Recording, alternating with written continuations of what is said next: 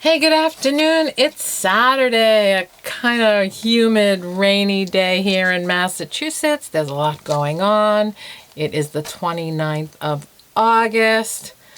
Next weekend's Labor Day weekend. Hard to believe. Anyway, greetings, folks, and thanks for being here. I really appreciate it. A lot to talk about.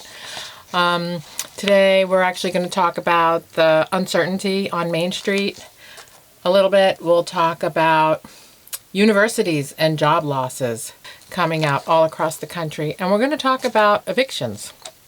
So those are the three topics today that we'll cover. And I'd love to know your thoughts at the end, hear what's going on in your neck of the woods. And let's take it from there. Big job losses strike several key industries in Massachusetts. University of Massachusetts, 850 workers, mostly in their food services and residential life. Canyon Ranch, a spa, really nice place in Lenox, out in western Massachusetts. A nice getaway for both men and women. They are laying off 228 of their workers. 228 workers. Their furloughs have been extended. Cape Cod Healthcare, which runs Cape Cod and Falmouth Hospital, said 118 workers that were furloughed will not be rehired. And MGM Springfield has 1,000 furloughed employees that will not be coming back to work. Those furloughs will become layoffs. So leisure accommodations, higher education, healthcare, it is just ongoing. It's not just retail. Main Street uncertainty, still astronomical despite stock market boom, is toxic for U.S. economy. Yes, Wall Street and Main Street are totally disconnected. While a lot of people have their faith in Wall Street and they are investing big time, Main Street is uncertain. You can throw all the stimulus out there you want. People are not comfortable spending. People are hunkering down. People are tightening their belts. And people are trying to save whatever they can from this market. I mean, you think about it, they're saving, a lot of people who are still working from home, they're saving on transportation costs, they're saving on clothes, they're saving on childcare, they don't have to pay for it anymore. But you know, there's downward effects, right? So now gas stations are hurting because people aren't buying gas, or the subways, or the commuter rails, or buses. People aren't going to work the traditional way. Clothes stores are suffering because people aren't going out and buying new clothes. I mean, they don't have to. You can work in your pajamas all day. And childcare. I mean, if you have two parents, you know, white-collar jobs working at home, they don't have to pay that $1,500 a month bill. I mean, that's what it is in Massachusetts for childcare. So a lot of industries trickle-down effect from that have a side effect. But it says here, uncertainty hit astronomical levels. And even as the stock market has boomed, the pain from the pandemic is not believed to be in the past.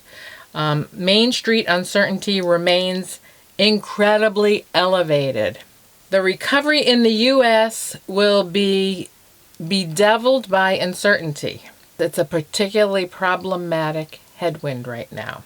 But yeah, the disconnect continues as more and more people lose their jobs. You know, universities across the country, and you can live in any state or see it everywhere from Arizona to California to Ohio, Oklahoma, Texas, Georgia, Alabama, Maryland, West Virginia, Massachusetts, name it, universities are having layoffs.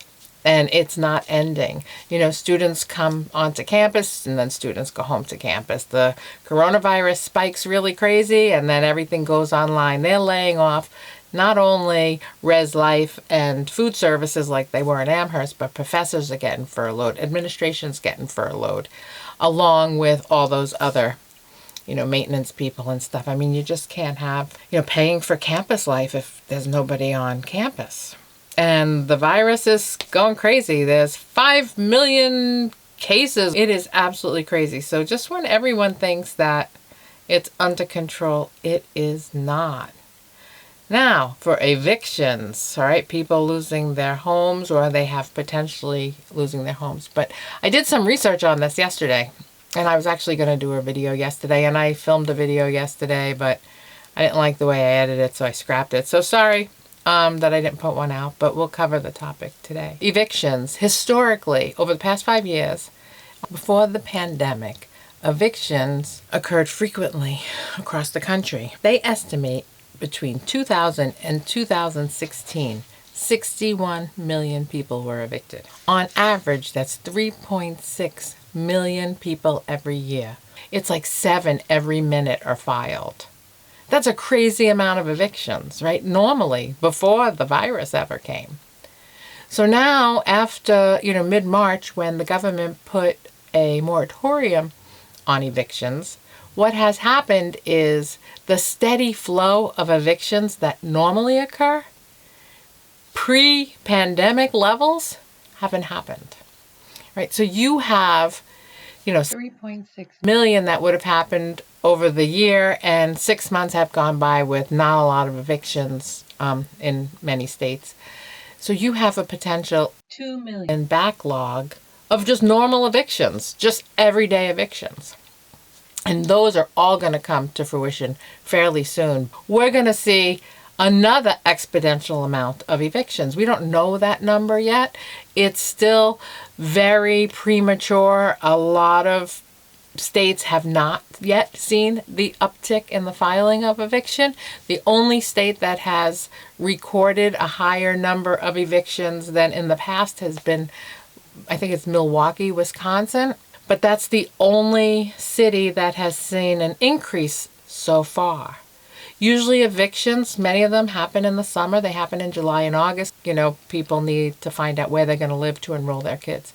And on top of that, I don't know, how many more from people that lost their jobs or people who just can't afford, how many more do you think are potentially going to be filed? And the time frame that I'm thinking now is going to be more like October, November.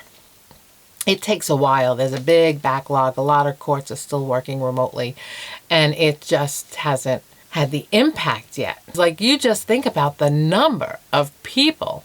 If it was 7 evictions a minute being filed on a normal year, when all these moratoriums are up and when landlords start working it out, how many more evictions are there going to be? Is it going to be 14 an hour? 14 a minute? Is it going to be 10 a minute? What is that number? These are really bizarre numbers. It's really, really frightening. And then when you look at every sector, it's not just hospitality and airlines and restaurants. It's hospitals now. It's universities now. It is everyone. Hey, listen, I got a letter in May that my doctor was retiring. My doctor was my age. She's been my doctor for 25 years. She got pushed out. She got pushed out because of COVID and nobody going to the doctors. It's been all over the place. Today, too, I was working on, I have this nonprofit, and I got some people fishing for, trying to do some kind of scam on me. I'm pretty sure it was a scam. So be careful out there, because there's people doing that, unsuspecting people. But yeah, it's out there. People are trying to take advantage of people. Anyway, that's all I got today. I hope it's sunny where you are and you're enjoying the last weekend in August. Time is certainly flying. September rolls in on Tuesday. Talk about what the Fed is doing. They're doing some abracadabra stuff. It's like a magician. Powell comes out and talks about interest rates and inflation and trying to manage everything. And they are doing everything they can to stabilize that dollar. It's like voodoo. It's abracadabra magician stuff. It is absolutely turning, a cat into a hat. Whatever it is, it's going to have devastating effects on our dollar. I just can't believe that they're going to the lengths. It's absolutely insane. It's insane. But we all know where it's going, right? The dollar's going down the tubes.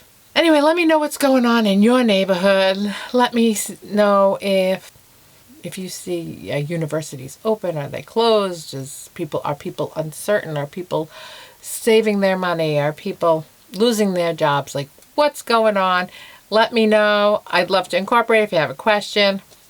I'd be happy to look into it and do some digging. Anyway, thanks for being here. Thanks for subscribing. Thanks for liking this video. I know it takes a while to get channels up and running. I'm really trying hard. I got 17 subscribers.